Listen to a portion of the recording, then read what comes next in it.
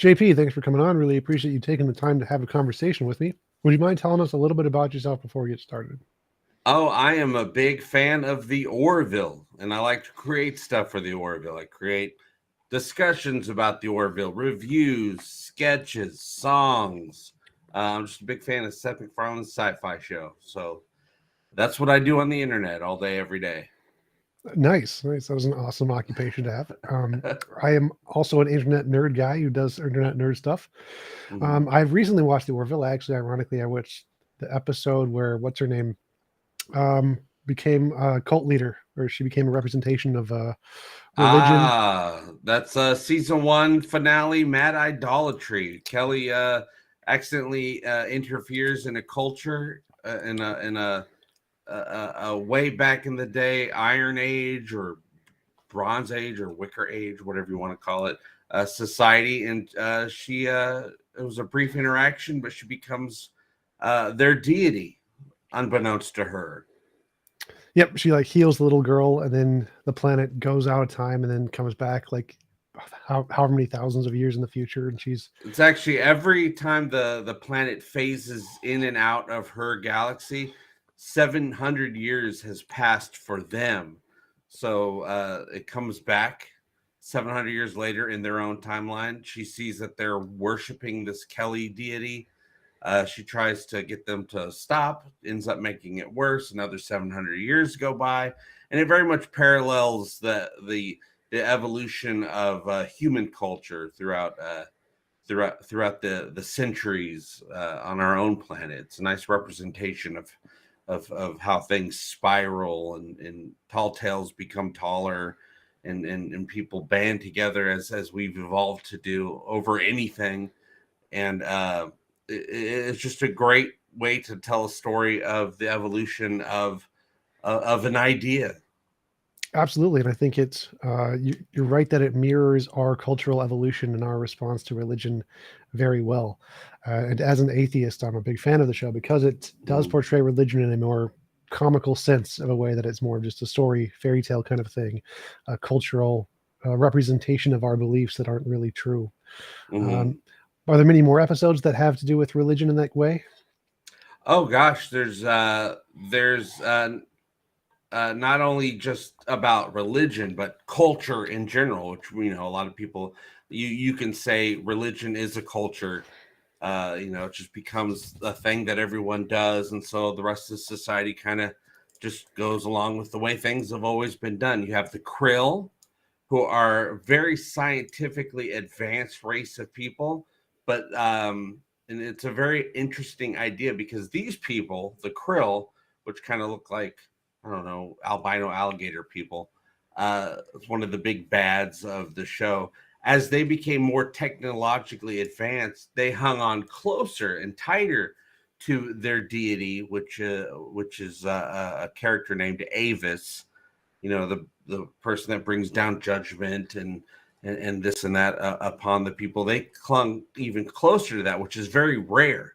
They even mentioned in the episode that it's very, very uncommon for, as people embrace science more and more, for them to become more religious. They usually become less religious. Not the case with these people. So they have very strong religious beliefs. And one great thing about the Orville is, of course, they'll tell you, they'll kind of represent what they as a science-based society believe in and represent for the most part. But they also let the other characters that believe other things represent themselves. So for the audience, they give the audience both sides of the story and let the audience decide whatever they want to think about that. But so they're allowing a lot of representation of different ideas without telling you the answer. For sure. But do you think it's a negative trait that one of the predominant races that are the bad guys um, held on to their god after becoming more technological, and is that one of the reasons that they're the bad guys? Well, technology wise, I mean, think about in our own Earth's history, what happens when people that believe a certain thing get more and more powerful. They get bigger swords, they get weapons. What do they choose to do with that upon other cultures nearby that don't necessarily believe what they believe. In our own Earth's history, you have the Crusades, you have things get violent. Same thing with these people, the Krill. They hold on to their belief, which makes them believe that they are better.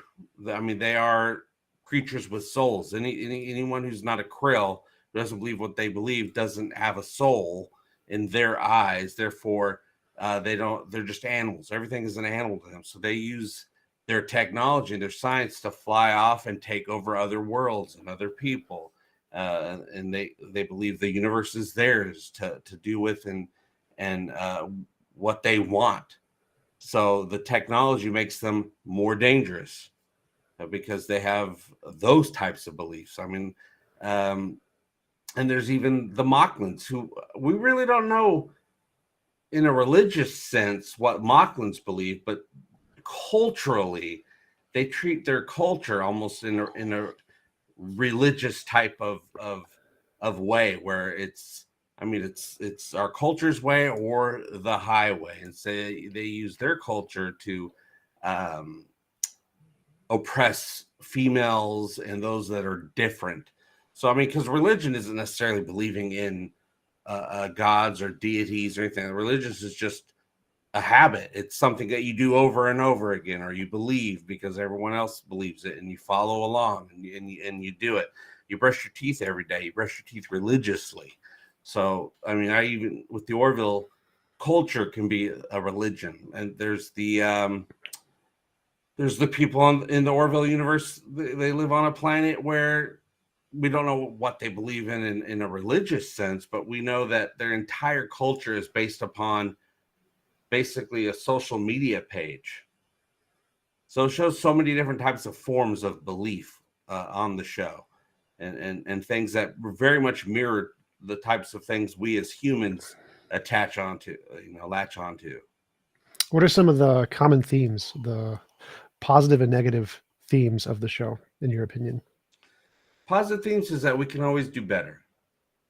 Humanity is represented in different types of aliens that are always mirroring something about our own society, or even societies on this planet. It's always got the belief that we can do better. We can treat each other better. We can find the truth. We can respect the truth, whatever that truth may be, and we can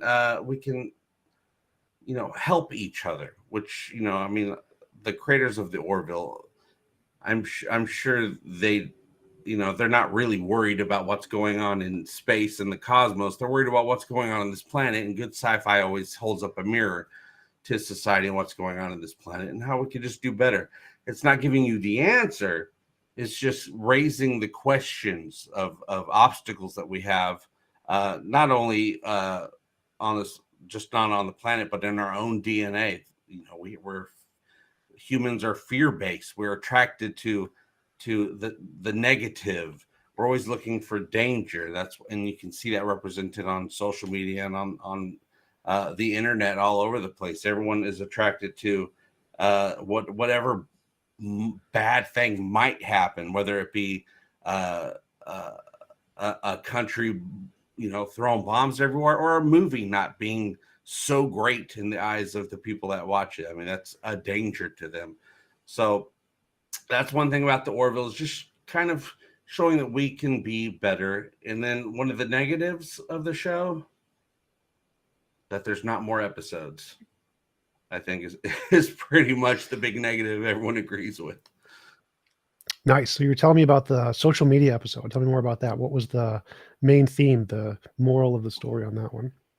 Well, the episode is majority rule, and some of the questions that come up in majority rule, the singling out of people, the people that aren't behaving the way that society wants them to behave, and then pointing fingers and videotaping them and showing them to everyone else, say, hey, look at this guy. And basically it's mob rule.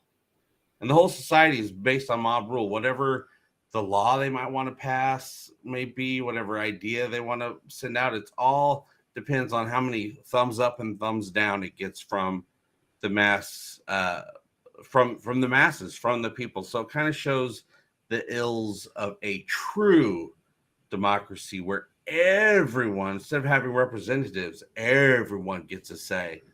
And those up and down votes pretty much rule the entire society. And it shows the ills of that, so you can parallel that with, people getting canceled on Twitter for just saying something 10 years ago that was maybe a little off color today, but might have been completely fine for the time. So it kind of just holds up that mirror to, hey, really think about what you're doing, the time and place, and does everyone deserve a voice?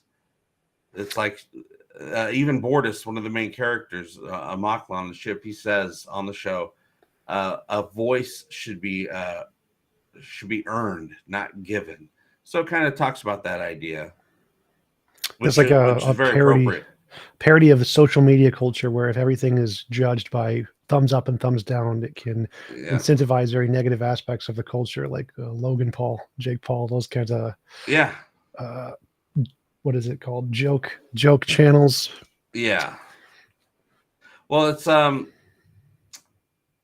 they even brought it back up in the recent series finale.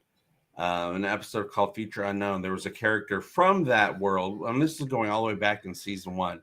They brought her back, give us an update what's going on her planet. Things have gotten worse. I mean, if you don't follow along, you'll get lobotomized on the planet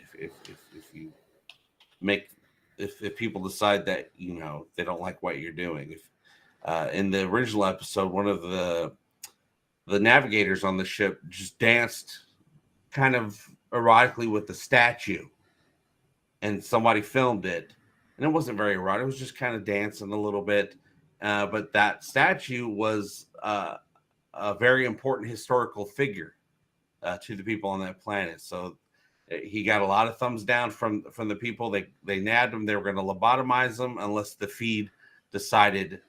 Twitter decided to save him with enough thumbs ups. If they took pity on him, he had to go on an apology tour, which is another thing, celebrities have to do on our planet. They do something wrong, they kind of got to go around and say, I'm sorry, and see if they can gain favor with all the people on Twitter or whatever social media site that you prefer. For sure. I definitely think that's an interesting phenomenon that, especially with celebrities, they have to put on a persona and like everything that they're in, whether or not they actually like it, as a way to promote sales and advertising. Yeah, definitely. There was a lost episode this current season that they just couldn't film because it was big. They needed to film.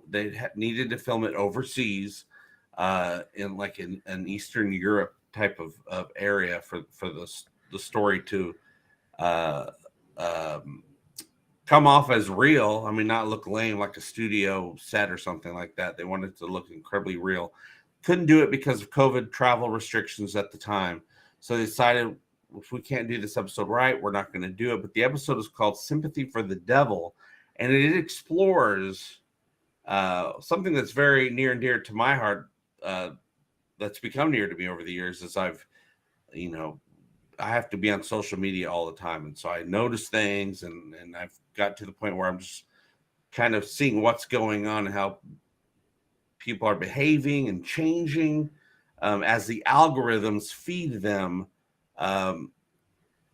just whatever they interact with. And most people interact with negative content because that's more striking to the eye. We, as to humans, and how we're always looking for danger. So people interact with negative content. The algorithm keeps reinforcing that negative content because that's what they interact with. So their story shows you what would happen if somebody was completely raised from birth to adulthood by an algorithm that was just reinforcing whatever they interact with. If they interact with negative stuff, it just keeps feeding them that type of storyline to be raised by.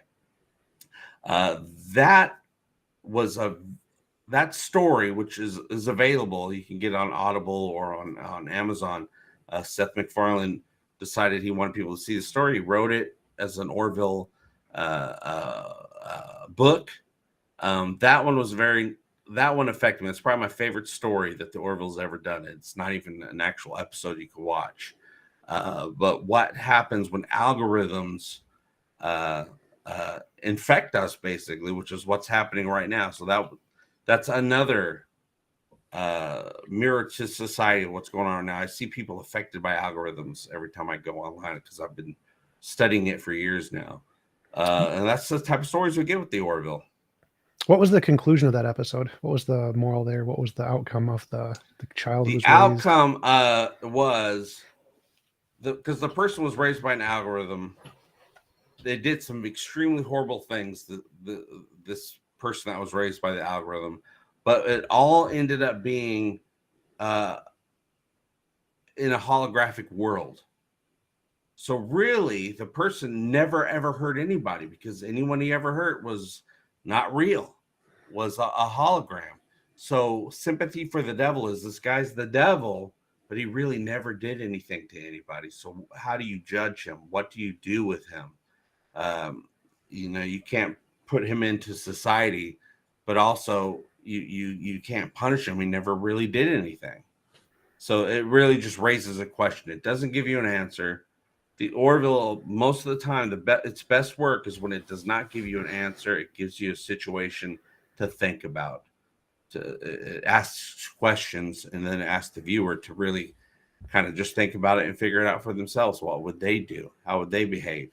And, and people will take their own prejudgments on other people on the world, and the Orville will kind of give you characters that might be those types of characters that in real life you would judge, but it shows you it shows you their point of view, which is something a lot of people a lot of times are not willing to take into account.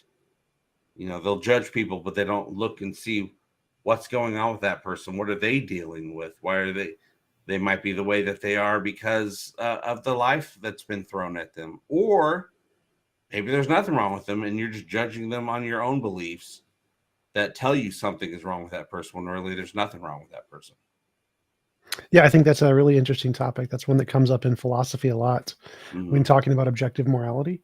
My position is that as long as you don't harm anybody else, as long as you don't harm any other conscious agents, then whatever way you want to be is totally fine. So even if someone was as bad as Hitler, essentially, as long as they were doing it in the privacy of their own virtual universe and were never hurting anybody else, then or in a holographic environment. Yeah. Then they've never done anything wrong, and they are totally right and fine to be that. As long as they could acknowledge that there is a difference between that and the real world, and if given the opportunity, don't apply that to the real world, because if they did, that would be a problem. Yeah, well, as I've grown older, as we all do, we all are getting older every second. I'm older now than I was when we started this stream. I've come to the conclusion I don't care what people believe. I only care what they do to how they affect other people with what they believe. If you believe in some horrible thing, but you're treating people with kindness, go for it. I have no idea. I don't care at all. You're good with me. But if you're using your beliefs to hurt other people, then we have a problem. Yeah, absolutely. I totally agree. I think that it's more about your impact on others more than your subjective beliefs. So I think I take the same approach with religion, even though I'm a very prolific atheist online. I don't try to change people's minds. It's not about changing people's minds, because what they believe. Well, I wouldn't agree there, because I do get a lot of emails that people do have their mind changed. Well, it takes a lot of time. It takes a lot of time. It takes baby steps to the cosmos. And it can happen, because I know lots of people that have changed their belief systems. But it was never a one conversation thing. It was one conversation, another thing, another piece of evidence, and then all of a sudden things start clicking. But that's why I stopped watching debates. Oh yeah, because debates never change anyone's mind that I've seen. You have to watch a long series of debates. Yeah, But I think just going in there, it's like, this is what I believe and I'm going to prove it. And then someone else says, this is what I believe and I'm going to prove it. So they're never going to listen to each other. Yeah, I think it's like debates only affects 2% of the audience. Mostly that's about it, which is pretty high, honestly. Like politicians would kill for those numbers, but yeah, I mean 2% can be a lot more than 0. So I guess there's some progress. But yeah, I think that people should be able to believe whatever makes them happy, as long as they're not imposing it on other people. And yeah, I think that's the better way the world should be, for sure. Yeah, I mean, when I go into someone's home and they believe something totally different than what I believe, and they say something to express that belief as if it's just everyone believes it, I don't say anything. I mean, this is their home. This is their sanctuary. They should be able to believe what they want to believe without resistance. But you come into my home and say that, then there might be a little bit of of a conversation. So what was your most challenging or the episode you liked the least? Oh gosh, I'm very different when it comes to the Orville. I go along. I make the decision. I'm like, this is what the universe is in this show. I'm gonna play along. So I love every single episode. I guess one episode, even though I love the episode, it's probably the least exciting to me. Is this season they did an episode where they come across this mysterious race of spider arachnid type people. Great episode, but I probably think about that episode the least because it wasn't really teaching me anything, I guess. Most episodes of the Orville teach me or get me to think about something going on in our own world. This episode was just pure nice sci-fi, where a sci-fi adventure was going on. It wasn't really bringing up any issues. Love the episode, but I probably learned the least from it, I guess. What are the ones that you learned the most from? Oh gosh, episodes like Mad Idolatry that you brought up. That for a long time was my favorite episode. Once it arrived, because it really gave me something to think about the history, how religions can be created, or just ideas or myths can be created and blown up over time. Episodes. There was an episode where in season 1 called "If the Stars Should Appear," where the ship comes across this giant bioship. The bioship, they create its own atmosphere, plant life. It's all like a world inside. And they come across the ship that's been adrift for thousands of years, and the people on the ship were on the ship. Their culture was evolving for thousands of years. It got to the point where they were kind of a rural society who didn't even know they were on a spaceship, because inside it looks like Earth. It looks like land, and there's a sky and all this. They didn't even know the original mission of the ship, and like I said, they didn't even know they were on a ship. Something went wrong a couple thousand years ago, or they went adrift. The leaders eventually died off. The people just kind of evolved, and that was an amazing episode. And they actually got introduced. They were shown what was really going on, and so at that point they had to adjust their entire society to the fact that they're on a spaceship in space, didn't even know it this whole time.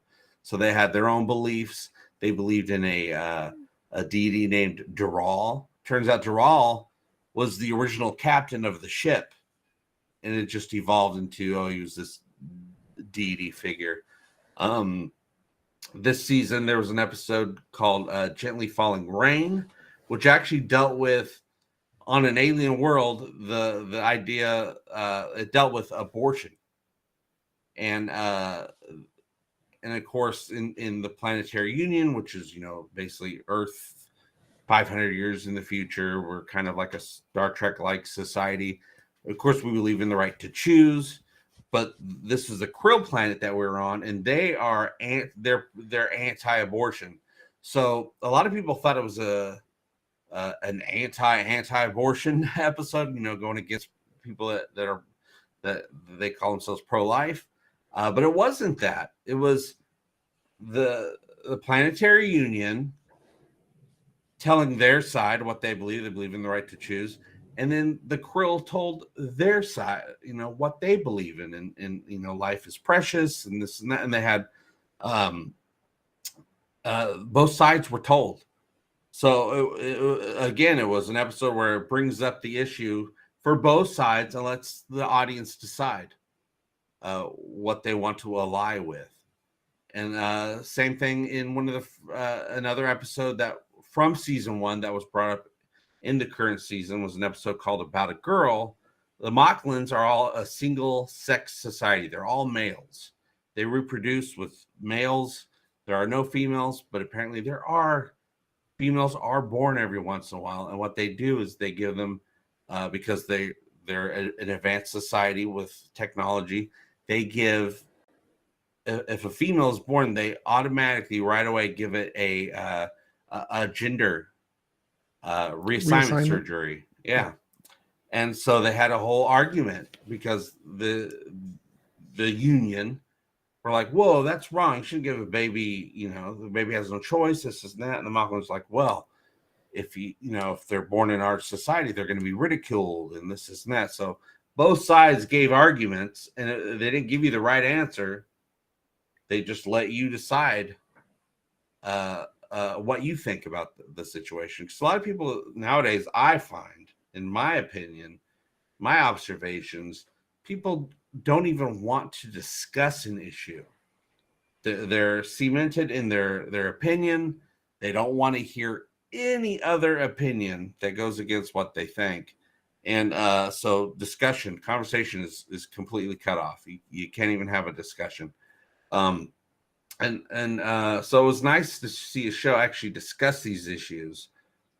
And but some people nowadays are so sensitive to opposite opinions that as soon as you bring up the idea of an opposite opinion, arguments for it, they instantly think you're just shutting them down or ridiculing them. And really, no, it's just I have a different opinion.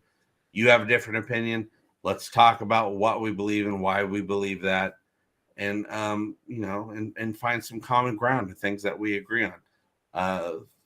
I've seen, thanks to social media, that all those conversations are just completely shut off. People are just, oh, you think differently? You're an idiot. You're insane. And the Orville's not about that. But I see when the Orville brings up an idea, people will instantly just say, oh, they're trying to tell me how to think. No, they're just telling you different opinions as well as your own opinion and letting you just think about it. I think that's a good point. I think that people do tend to go to their echo chambers and only look at things from their perspective. And algorithms don't help. Yeah. Algorithms prefer things that make people happy, and so they'll only show them their own perspective and criticisms of their opposing perspective, and that's what gets the clicks. And so finding people to engage in debates, honest debates about each other's position and accurately represent each other's position with the steel man, with the strongest possible arguments, is very rare and difficult. And that's one of the things that we try to promote in the debate community for sure. So I definitely agree with that as a positive sentiment that we should be expressing to society for sure. Yeah, it's just, even with the episode where they were debating whether or not to give this newborn child a reassignment surgery, and I knew my opinion right away.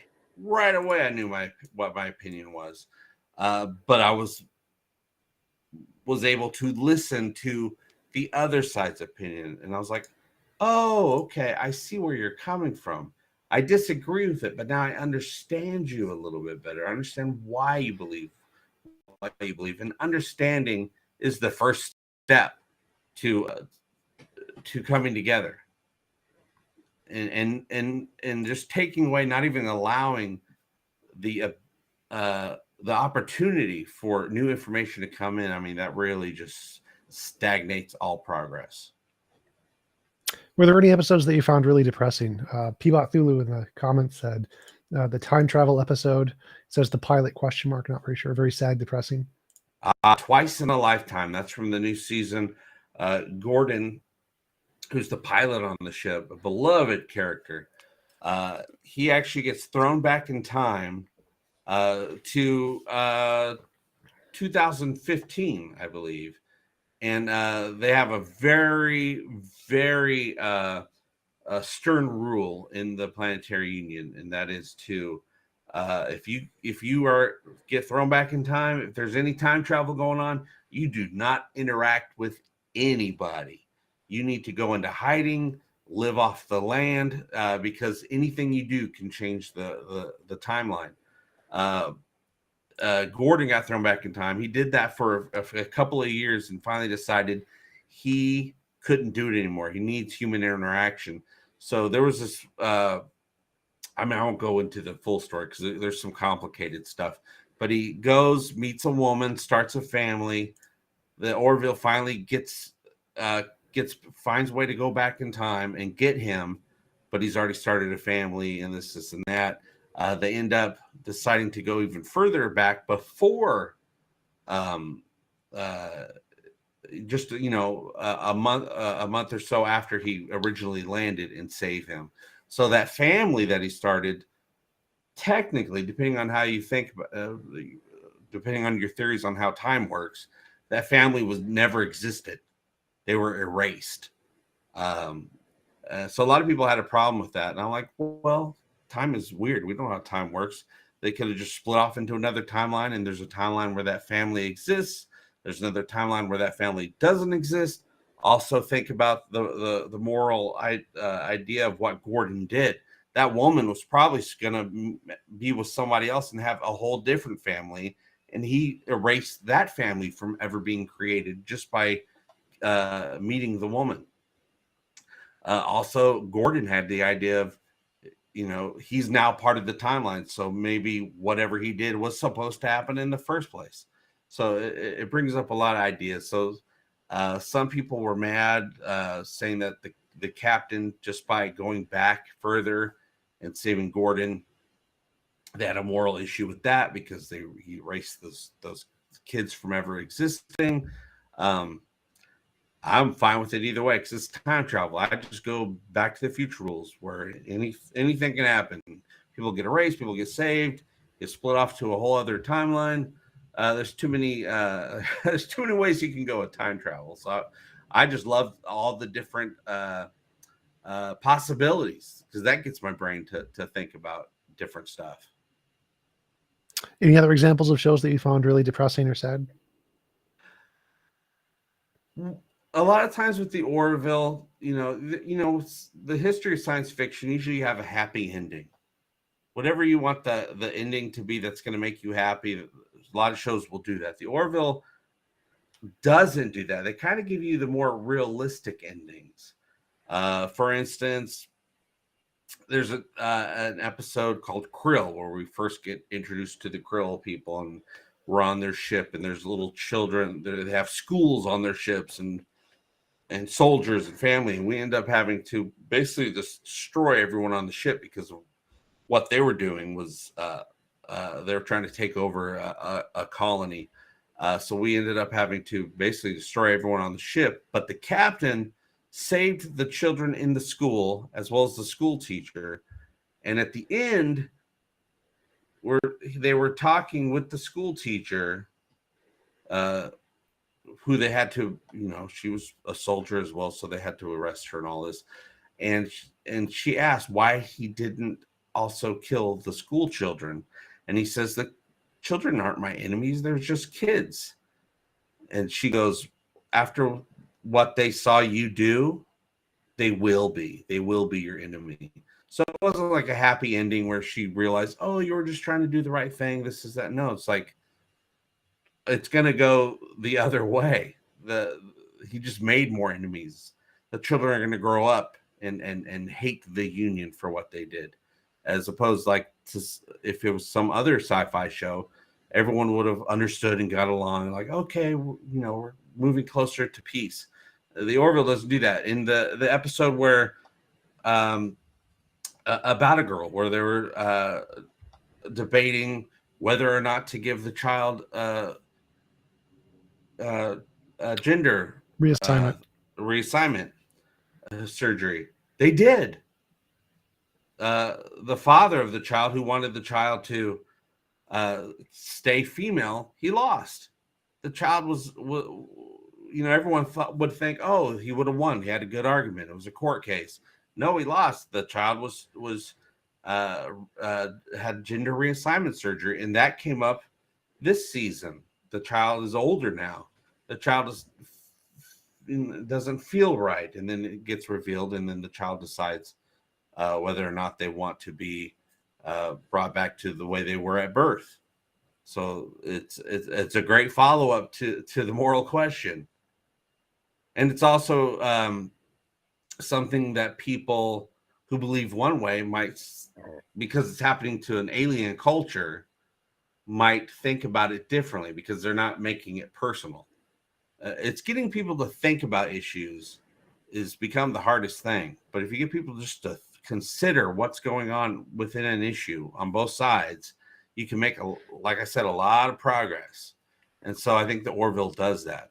The Mocklins, who are a single-sex society, so we have Bortus, who is a member of the Mocklin Society, and Clyden, his husband.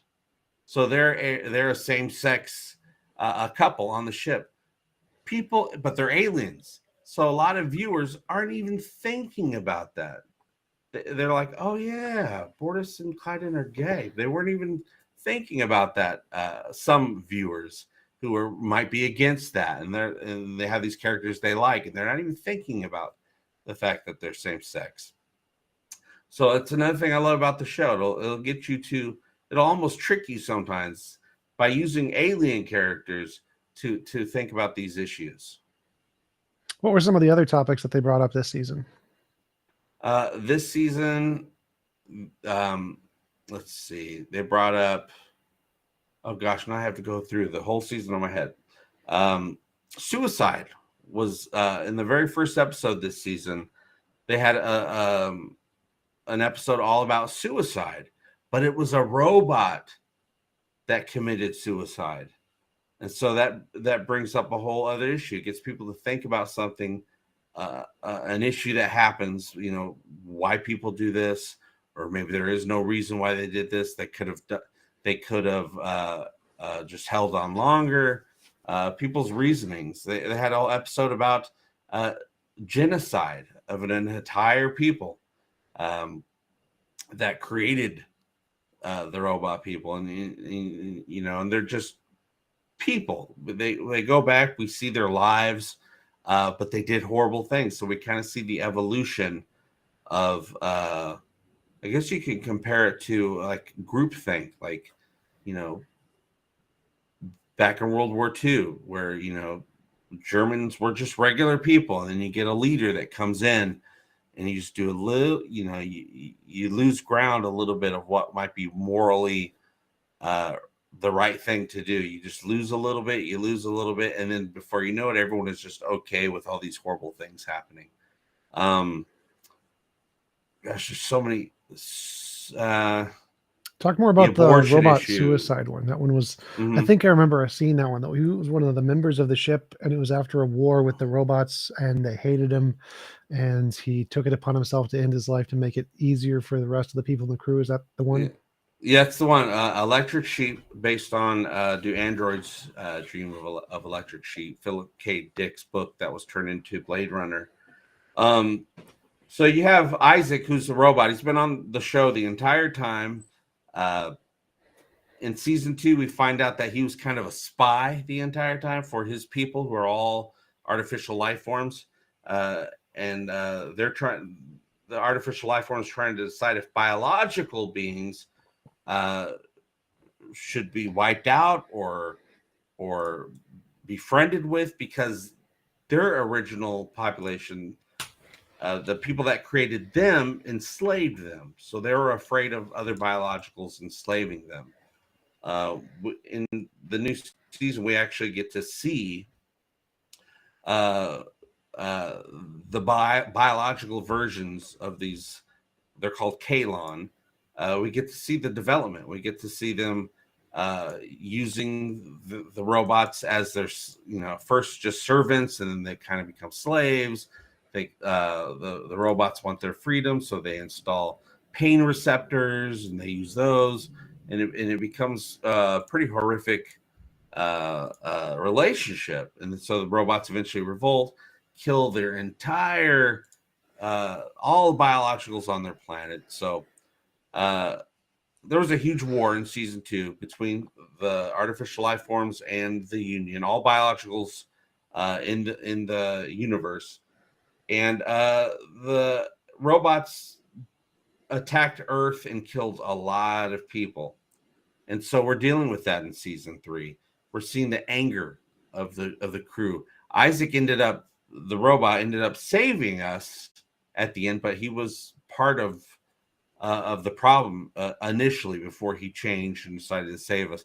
So he's part of the ship. He's the only artificial life form in the Union, and people are using their anger of lives lost and destruction, and they got Isaac to be their scapegoat, which is another thing that humans just naturally do. It's part of our evolution, is to find a cause and pinpoint and gather around and rally against that perceived threat. So Isaac realized that he was his just being there, his existence was making things worse. So he ended up killing himself. And so it really makes you think, bring, people that might take their own life. What are they going through? Do they feel like they're useless? Do they feel like they're bringing the world down? It just gets you to think about that. And it was really sad. It was a very sad episode. But, that was one of the ones where things worked out in the end. So one of the few times things worked out really well in the end. Nice. And you said the next one was the one where they dealt with the genocide and they introduced the creators of that race. Yeah, and I can't remember exactly what episode. It might be episode 8, maybe. We have flashbacks to, we don't know how long ago.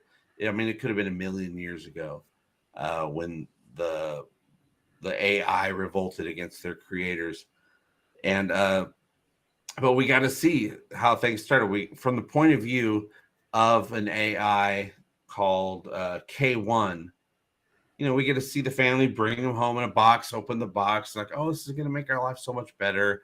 And we see K1 serving food and doing house chores. But then he starts having questions. Oh, can I do this? Can I do that? The answer is no. Basically, the AI becomes sentient as time goes on. But we don't know how long that whole relationship existed. We don't know how long the original biological Kalons had the robot slaves, so we don't know how long it took for the revolt to actually happen, or the revolution to actually happen. But yeah, it was a great story. I mean, you could see how they even brought up the issue of our creators, the AI, their creators started resenting the AI because they saw how pathetic they are. How they owned them, how they can hurt them, and their own weakness. They brought up the idea of how a person's weakness, or the oppressed, the fact that they were oppressed made the oppressors sickened by them. I mean, I guess you can relate that to slavery in our own history. Where they see the enslaved as less than human because they're enslaved, something like that. Mm-hmm. And they weren't human or biological. Slicey Slicer asks, can the robots feel happiness? No, but I don't quite agree. Some of the things you'll see, I feel like at least Isaac has emotions, but they're not the type of emotions that we would understand. They're artificial, and they evolve totally differently. Like it's like saying, "Oh, does a fish feel happiness?" Maybe, but it's not something we would understand. Now, of course, they did have an AI. They had a Kalon in the season that was actually programmed with emotions, and those would be emotions that we would understand, like human emotions. But you can tell that Isaac, I feel, he has things that he wants, things that he has opinions on things. He doesn't think that he has emotions, but you can kind of see him show pity on other beings, which to me is an emotion. But the way he expresses them, is his emotions, isn't something that he recognizes or other humans might recognize. So I think they have emotions, but just not emotions that we as biologicals would understand. Yeah, I remember him being very Spock-like in the fact that he was super logical because he was a computer, and so he didn't have the same emotional response, or data-like, in that he was very logical, and the emotional side is something they probably will develop in future episodes, I'm guessing. I hope so. We're hoping right now for a renewal. We haven't gotten the announcement yet, but the Orville has not been canceled. But even Seth MacFarlane just a day or two ago posted, "Hey, it's an expensive show in a very strange time for streaming, because streaming is trying to figure out what they are, how much to spend, because there's only like 2 streaming services that are profitable. Amazon and Netflix and Hulu. I think they're the only 2. Well, Oh, wow. Amazon, I don't even know if Amazon is that profitable yet. I mean, I had Amazon for years, and I never watched anything on Prime. I was just trying to get that shipping. Yep. But I think as far as actual profits, I think they listed that Netflix, even with their problems that they've been having, they're still profitable, and Hulu's profitable. Luckily, the Orville's on Hulu, and Hulu gave them a lot of money for season 3. And in order to get another season, I don't know if they can spend as much money as they did for season 3, because it was kind of an experiment. But I think we're going to be getting another season. It's not going to be as soon as anyone wants it to be, and I think they have a lot to figure out. I don't even know if they would film it at Fox Studios again, because now they're a full-on Disney show. And of course, Disney owns Hulu, and they own Fox. But I wouldn't even be surprised if the Orville was moved to a Disney studio instead of the Fox studio.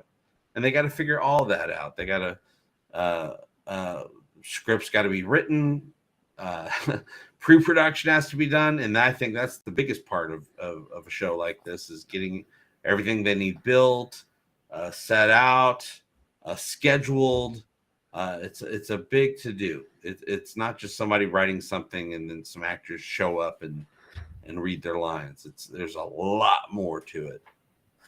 Yeah, thanks for answering that. That was actually one of the questions I hadn't asked yet, was from DF22. Do you think there's going to be a season 4? Oh yeah, I think for sure there's season 4, just because the cast, the crew, and Seth MacFarlane are talking about season 4 online, as in, oh, we hope to do a season 4. Before, they wouldn't even bring it up, because I think they were just so unsure. Season 3 didn't come out yet. It was a long wait because of COVID. I think they might have lost some of their confidence because they've been working on it for so long. But then it came out and people just went nuts over it. And so I think they got their confidence back. And I just think it's just going to be a little while. I mean, Seth has some stuff he's obligated to get made. Right now, they're finishing the TED series, which I'll be talking about on my channel as we get closer, as we get more information. But I know they wrapped filming the TED series. I'm sure he might have a couple other projects he has to get set up for people to go off and film. But yeah, he said he wants to do a 4th season. He just said that the other day online on Twitter. He's like, our hearts are in it. We want more. Is Ted related to the Orville, or just a completely different thing? There's just Seth MacFarlane creation. There was the Ted movies that came out a few years ago, and they're worldwide. They were huge. I mean, they made tons of money. And so Peacock, NBC hired Seth a couple of years ago to be part of their network, and he has to come up with some shows for them. Ted is what they're working on now because it's a big a famous IP. So they're doing Ted as a series. Scott Grimes, who plays Gordon on the Orville, will be one of the stars of Ted. Seth MacFarlane, of course, besides being the director and the creator, plays Ted, the teddy bear. And so they're doing that now. I think that's going into editing right now. That should probably be an early 2023 release. We haven't gotten an official word yet, but it really feels like it'll be a 2023 release because they already finished filming. But yeah, it's Seth MacFarlane related, not necessarily Orville related. But Seth MacFarlane wrote most episodes of the Orville, or many episodes of the Orville, and he wrote Ted. So I expect to see some overlap there in the type of themes that we might get from the show. Nice. What is your most favorite episode? Oh, I think it is the episode that was not made, Sympathy for the Devil. For me, I mean, there's so many different storylines across the entire series that appeal to different people because they focus on whatever that person is passionate about. I'm passionate about how algorithms affect humanity and affect our opinions, program us to think a certain way, even though the algorithm does not care. It just looks at what we interact with and tries to find other things like that thing we interacted with. So it creates this echo chamber for you. I think that has a big effect on our little human brains. And so the episode Sympathy for the Devil, which was never made, but Seth MacFarlane said he would like to make it for season 4. That's my favorite episode. Nice. The episode that never was. Nice. Well, we have been going for about an hour. It was a great conversation. Really appreciate you coming on. Do you want to give any links or references where people can find out more about your work?